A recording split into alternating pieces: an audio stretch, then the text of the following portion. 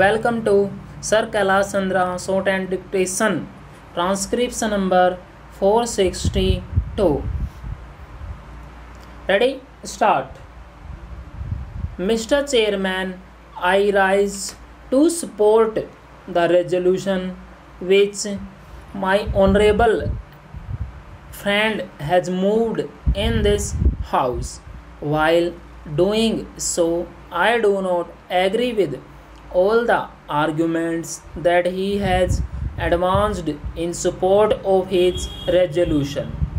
He has given certain impressive figures to show how our budget is expanding year by year and how the national debt is rising, both in absolute terms and in per capita terms.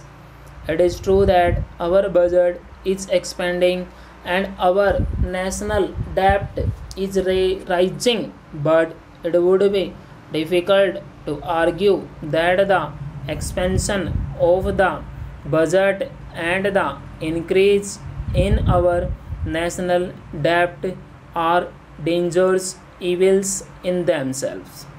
We have to realize that after India became independent, very many states have undertaken certain responsibilities which were not considered to be normal government responsibilities during the British regime.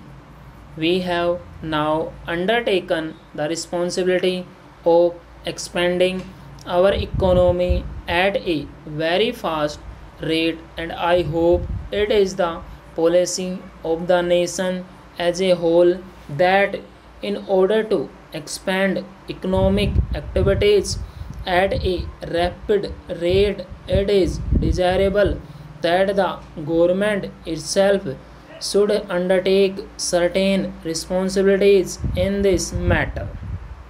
It is now, I hope, a policy which is agreed to by all the sections of our people that the public sector has to expand very fast in order that this responsibility might be discharged adequately by the government.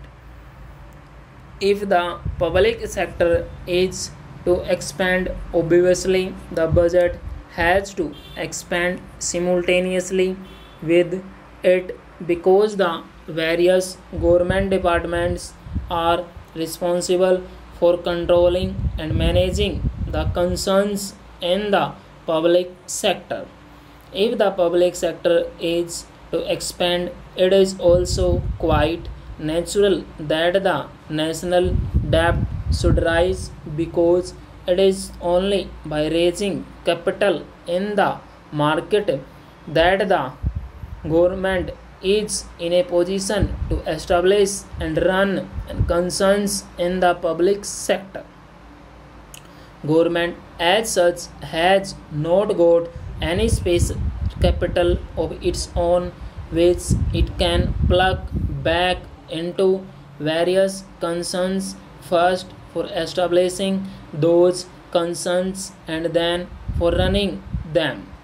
It is therefore necessary that our exchequer will have to take the responsibility of at least finding the initial capital and for some time the working capital in order to establish and work the various concerns in the public sector.